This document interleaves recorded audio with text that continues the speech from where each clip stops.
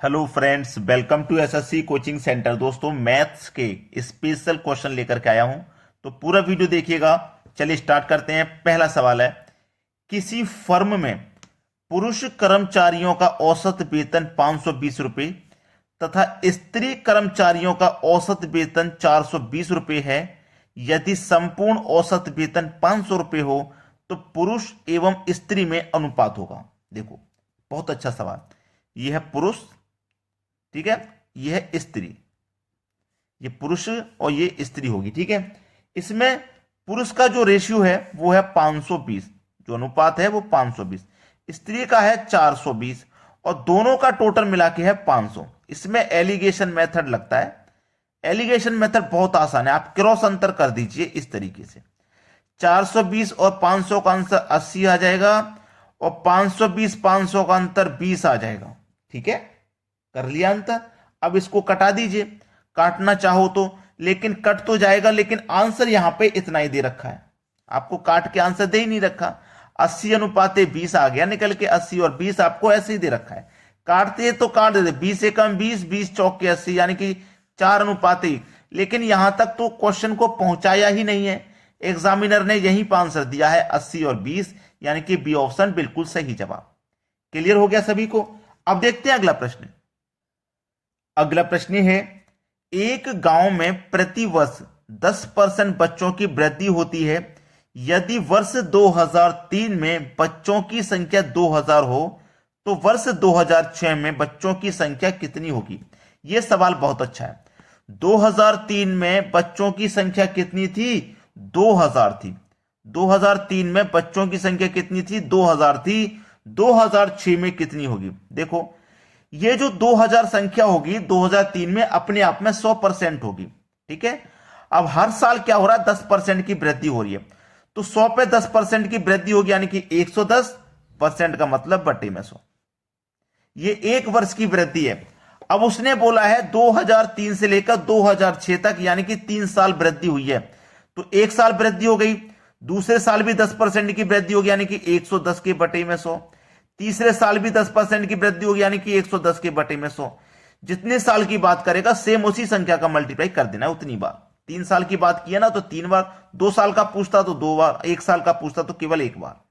अब देखो, इसे सॉल्व करो। 0 से ये 0 कटाऊंगा मैं, ये वाले 0 से ये वाला, ये 0 से ये कटाऊंगा, ये वाले से ये वाला कट जाएगा, ये 0 से ये कटाऊंगा और ये वाले 0 से ये वाला कट जाएगा, कट गया।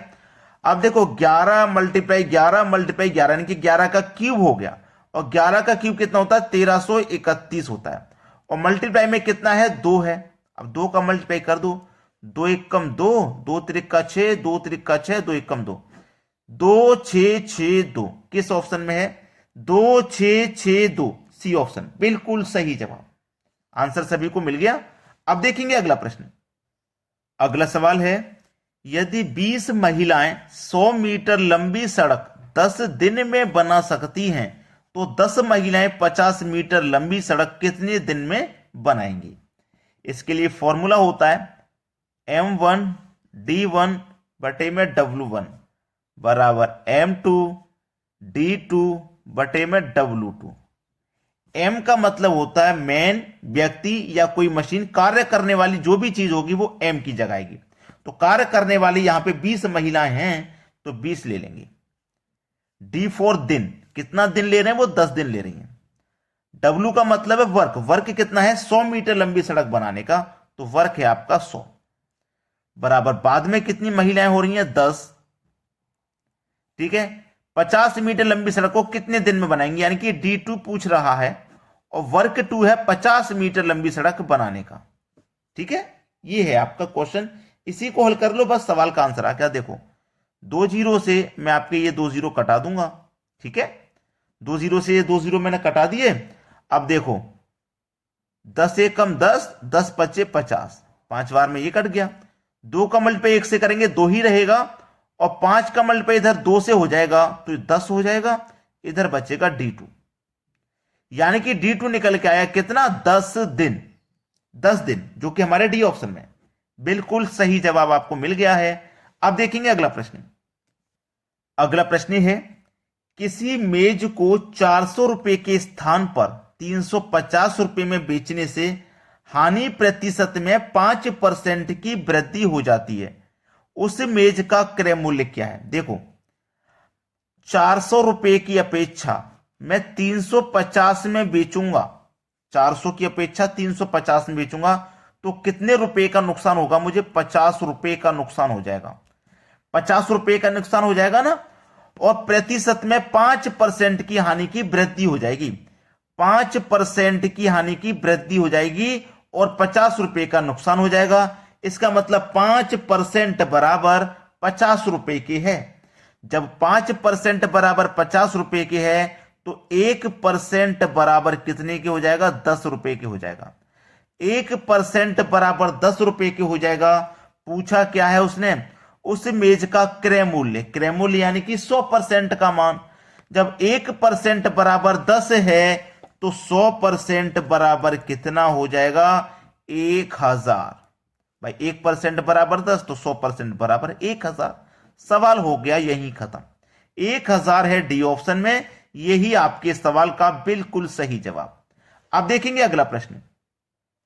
अगला प्रश्न है, एक आदमी अपनी 2 महीनों की कमाई को 3 महीनों में खर्च करता है और साल में 1500 रुपए बचाता है, तो उसकी मासिक आय कितनी होगी? देखो, 2 महीनों की कमाई को वो 3 महीने में खर्च कर रहा है। 2 महीने में जो कमाया वो उसने 3 महीने में खर्च किया। ठीक है, 3 महीने में। अब 3 महीने में खर्च कर रहा है ना, तो साल में कितना करेगा? 4 से गुना कर दो, 1 साल हो गया, यानी कि 12 महीने। ठीक है, और इसको भी आप क्या करोगे? 4 से गुना करोगे तो इसका 2 चौके 8 निकल के आएगा। यानी कि वो 2 महीने की कमाई को 3 महीने में खर्च कर रहा था। इसका मतलब है कि वो 8 महीने की कमाई को 12 महीने में खर्च करेगा, यानी कि 1 साल में खर्च करेगा।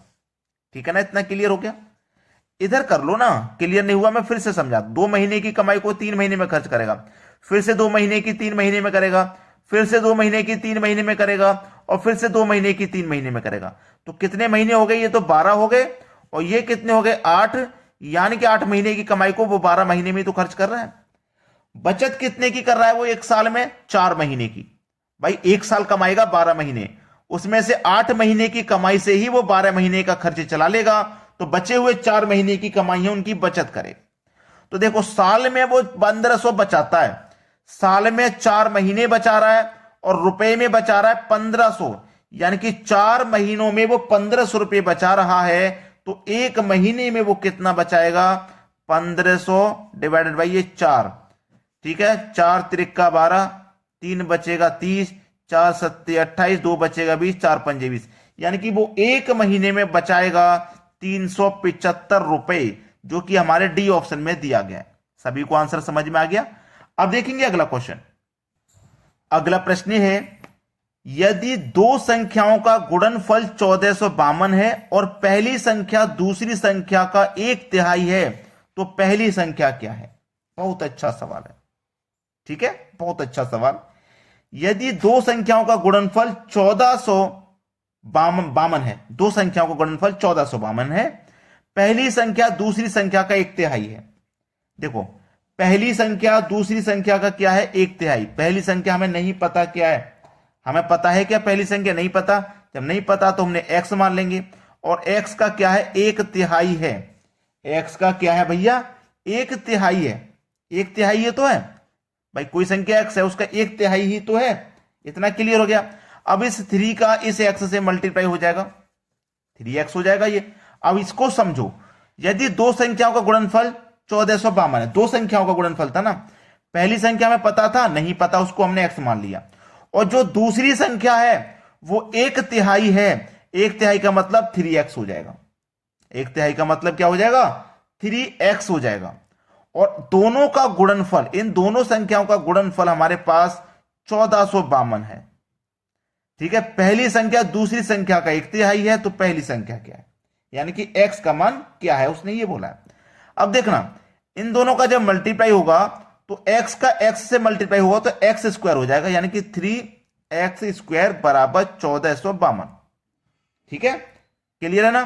तो x² बराबर 1452, ये मल्टीप्लाई वाली संख्या कहां जाएगी? डिवाइड में आ जाएगी, यहां पे कटा देंगे।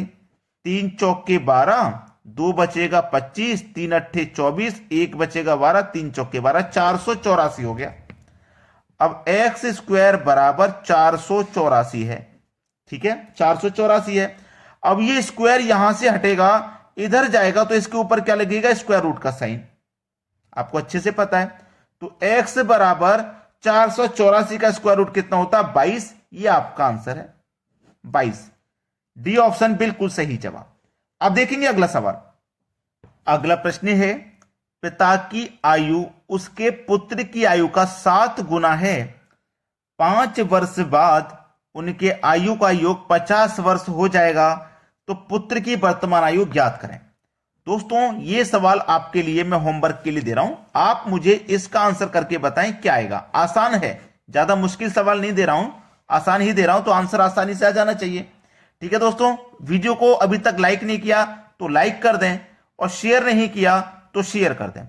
ठीक है दोस्तों, धन्यवाद।